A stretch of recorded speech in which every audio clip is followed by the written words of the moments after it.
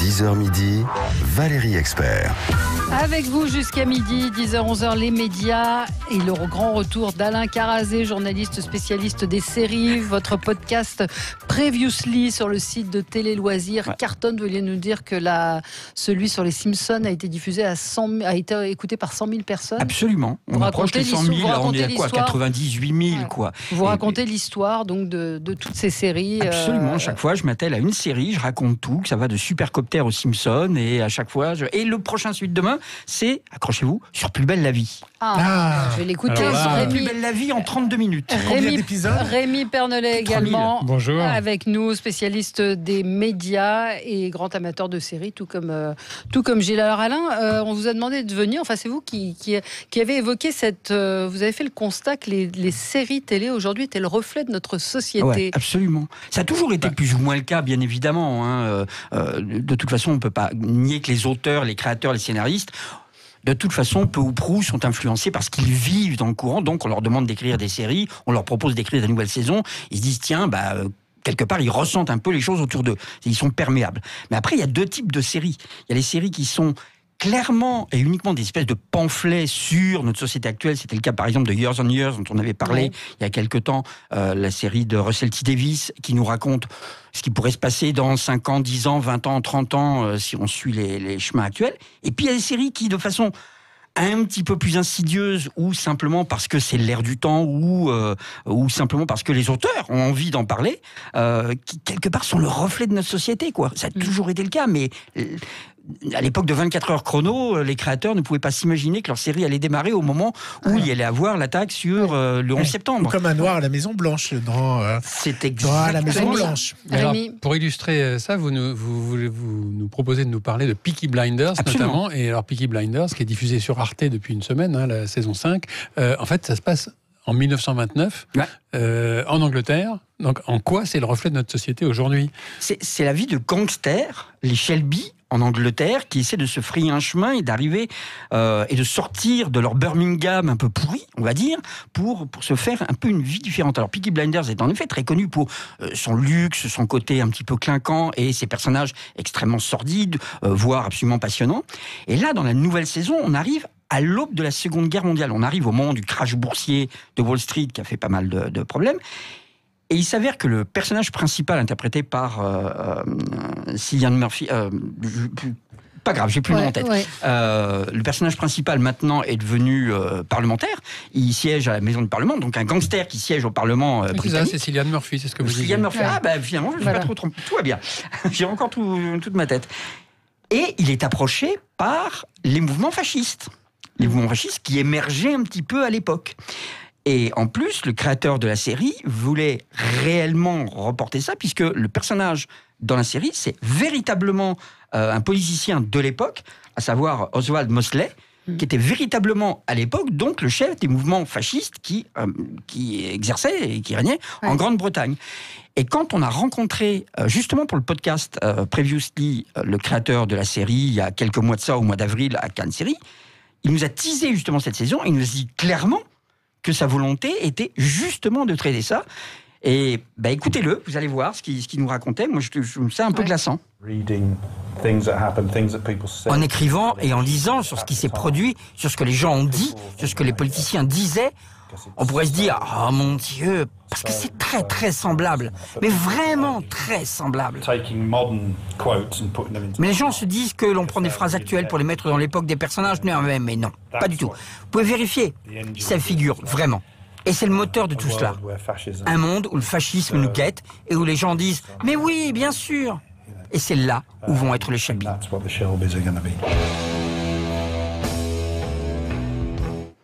Donc voilà, en effet, c'est une série de gangsters, mais en fait, qui est très contemporaine dans le. C'est très contemporain. Et c'est ça que je trouve, à titre personnel, moi je trouve ça beaucoup plus intéressant que des simples séries de pure distraction, parce qu'en effet, le but de Peaky Blinders, le but de Watchmen, le but de toutes ces séries est de distraire et de passer un bon moment. Mais s'il y a une espèce de seconde couche qui est un petit peu plus subtile et qui nous laisse juger les choses, moi je trouve ça beaucoup plus fascinant. Ça a bien marché la première semaine, puisque c'était jeudi dernier, 689 000 téléspectateurs, c'était quasiment 100 000 de plus que la série Mytho, qui était diffusée sur Arte la semaine précédente, qui était très bien aussi. Donc, je trouve la série alors très prenante. C'est vrai, un peu violent sur les bords. C'est-à-dire reflet de la société. C'est peut-être un peu plus violent que la société d'aujourd'hui. C'est une série qui a marché c'est une série qui marche très fort en Grande-Bretagne, puisque c'est une série anglaise qui à la base était sur BBC Two et qui est passée tellement elle a eu de succès sur BBC One, qui a été achetée pour l'international par Netflix, ce qui fait que maintenant Netflix double Arte et le programme en international avant même qu'Arte la diffuse. C'est la guerre des frics, la guerre des sous. Ils ont plus d'argent, donc ils la mettent avant. Et ça a un succès absolument faramineux, avec un budget de série qui est pas... on n'est pas dans les 10, 12, 13 millions de dollars des séries américaines telles qu'on va bientôt les voir sur les plateformes Apple, quoi. On est dans des budgets très raisonnables. Mais cette montée du fascisme, de l'extrême droite, c'est vraiment un thème commun à plusieurs séries ? Complètement. Il y a une autre série sur laquelle on ne l'attendait pas. C'est une série qu'on peut voir actuellement sur OCS qui s'appelle Watchmen. C'est une série de HBO, la chaîne qui a fait Game of Thrones, qui a fait Les Sopranos, etc. À chaque fois que cette chaîne, qui fait peu de séries, mais quand elle les fait, c'est des séries très qualitatives. Watchmen a été très remarqué aux États-Unis. Exactement. À chaque fois qu'elle se lance dans un genre, c'est toujours pour en faire quelque chose d'absolument exceptionnel. Elle se lance dans le genre fantastique, ça donne Game of Thrones. Elle se lance dans le genre gangster, ça donne Soprano. Enfin, vous voyez, je veux dire, ils en font pas 36 000. Ils font une comédie romantique, ça donne Sex and the City, quoi. C'est toujours le très très haut de gamme. Ils se plantent quelquefois, mais c'est du haut de gamme. Et là, ils se lancent dans la série de super-héros. On en a plein des séries de super-héros, il y en a partout. Mais là, c'est rigolo. Là, parce qu'ils ont twisté le super-héros. Là, c'est complètement délirant. À savoir que d'abord, il faut expliquer que Watchmen, c'est à la base d'un comics qui date de 1984 et qui déjà avait pour base qu'est-ce qui se serait passé dans notre monde réel si des super-héros avaient réellement existé. Et en gros, ça montre que en 1980, s'il y avait eu vraiment une espèce de Superman qui existait dans notre monde, eh bien, les États-Unis auraient très vite gagné la guerre du Vietnam et que Nixon serait resté président parce que personne n'aurait voulu le foutre à la porte après les problèmes du Watergate. Et donc, ça aurait entraîné pas mal de problèmes, pas mal de conflits, y compris un conflit d'armes nucléaires, de possibilités d'armes nucléaires mondiales. Là, la série prend la suite de ça 30 ans plus tard et nous montre un État dans lequel c'est Robert Redford qui est président des États-Unis depuis 27 ans parce que la Constitution a changé alors. Absolument, il est parti du principe que de toute façon, il pouvait renouveler son mandat ad vitam aeternam. Et donc, il instaure un État dans lequel, quelque part, tout est un peu permis, dans lequel les fascistes, encore une fois, s'en prennent aux policiers, et dans lequel, pour continuer de faire leur travail, les policiers doivent être masqués. Donc les super-héros ne sont plus les super-héros masqués, ce sont les policiers eux-mêmes qui, pour éviter qu'on vienne chez eux leur casser la figure et exploser leur maison et tuer leurs enfants... Parce qu'ils sont détestés.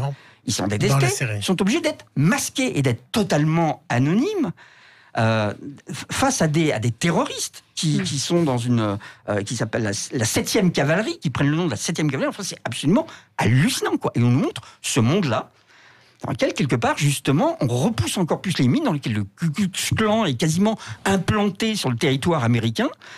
Et en plus, la série démarre de façon très, très subtile par la recréation d'un événement que les Américains ont voulu oublier, qui est ce qui s'est passé à Tulsa en 1921, à savoir une émeute qui a causé plus d'une trentaine de morts parmi les Noirs qui étaient dans cette région, et qui se sont fait tuer par une émeute raciste. Et c'est le point de départ de la série. Alors c'est une série de super-héros. Redites le nom. Ça s'appelle Watchmen. Ouais. Watchmen, c'est sur OCS.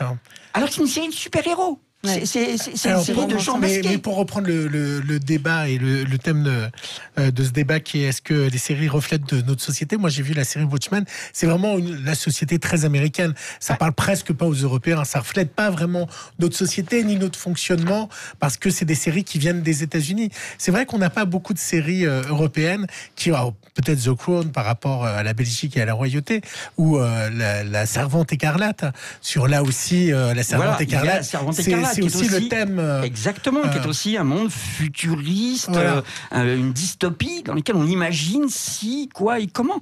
Mais je pense qu'en effet... Mais c'est souvent un regard des États-Unis et rarement le reflet de notre société à l'européenne. Vous êtes d'accord? Il y a des points communs. Il y a quand même des points communs sur le... On peut difficilement maintenant se séparer avec l'Internet, avec tout ça. On peut difficilement dresser un mur entre nous et les États-Unis et les autres et tous les autres pays. En fait, ce que vous dites, c'est que même la fiction la plus qui parle de super-héros, etc., maintenant introduit des thèmes de politique très très présentes. Alors, américaine pour les séries américaines. Je sais pas, on va voir si en Europe il y a aussi la même chose. Mais à chaque fois, on fait un lien ou c'est une construction intellectuelle quand même. Je pense que c'est une construction intellectuelle. Vous nous faites. Alors, il y a deux types de choses. Il y a les séries qui sont violemment revendicatrices, quelquefois extrêmement lourdingues. La nouvelle 4e dimension, ce Twilight Zone qui passe sur Canal+, a des épisodes dans lesquels, là, franchement, c'est amené avec la subtilité d'un marteau-piqueur. Et c'est même plus une fable comme on le concevait dans les années 60, mais c'est carrément revendicateur, c'est carrément, voilà. Donc, avec des messages. Voilà, c'est vraiment le truc, un message. Là, je trouve ça un peu lourd, quoi. Je trouve que, moi, je regarde pas la 4e dimension pour avoir un message, quel qu'il soit, même si je suis d'accord avec le message. Je trouve que c'est à côté. Par contre, à partir du moment où c'est dans le cadre d'une distraction, dans le cadre de... Je viens de faire un podcast sur Plus belle la vie, et Plus belle la vie revendique bien sûr, d'être dans la société. Totalement et complètement d'être dans la société, et de parler sur les thèmes de GPA, de société, et parler de transsexualité, et ainsi de suite. Voilà, on est en plein dedans, on est dans des séries de gangsters, dans des séries de super-héros, qui sont peu ou prou le reflet d'une société, et qui mettent sur le point. Alors on peut dire que ça vient d'Hollywood, ou ça vient, et donc c'est des gens qui sont anti-Trump, ou tout ce que vous voulez. Sans doute. N'empêche que leur message est là et leur message passe au sein d'une distraction. Ce qu'il faut bien dire, c'est que par exemple Watchmen, c'est quand même super attendu parce que c'est à la base une série de super-héros basée sur un comics. Oui, parce qu'après on avait le Baron Noir, des séries comme ça qui sont déjà très ancrées dans la société française. Tout à fait. Mais bon, là on est dans la fiction avec des liens directs sur la vie politique. C'est montré presque comme un ressort dramatique, histoire de créer une histoire, sauf qu'en effet, on peut le voir au total premier degré comme un ressort dramatique, et on peut le voir, on peut creuser un peu plus au second.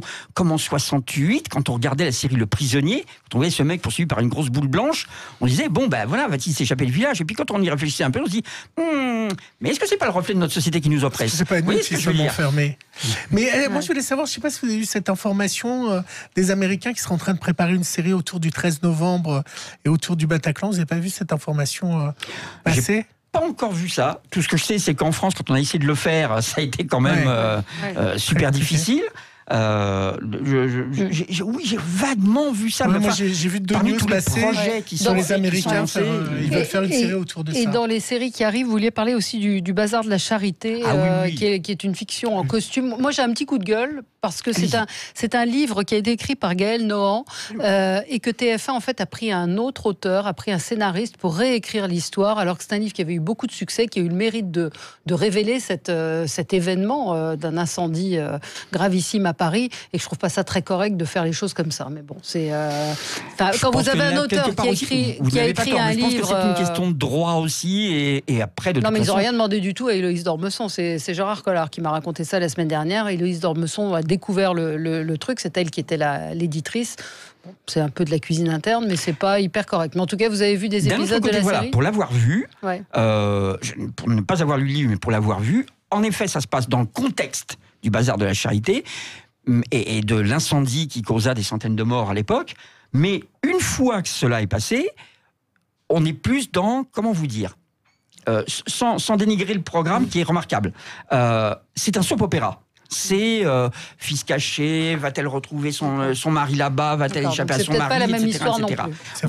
C'est ça. Mais il y a quand même l'incendie du bazar. C'est quand même l'incendie du bazar qui est quand même le point de départ. C'est le point de départ. C'est plus la toile de fond, c'est le point de départ. Grosso modo, il y a plein de gens qui sont en opposition, et cet incendie qui tient tout le premier épisode et qui était très spectaculaire, va servir de point de départ, un peu comme tout bon soap a besoin d'un élément catalyseur pour lancer des intrigues.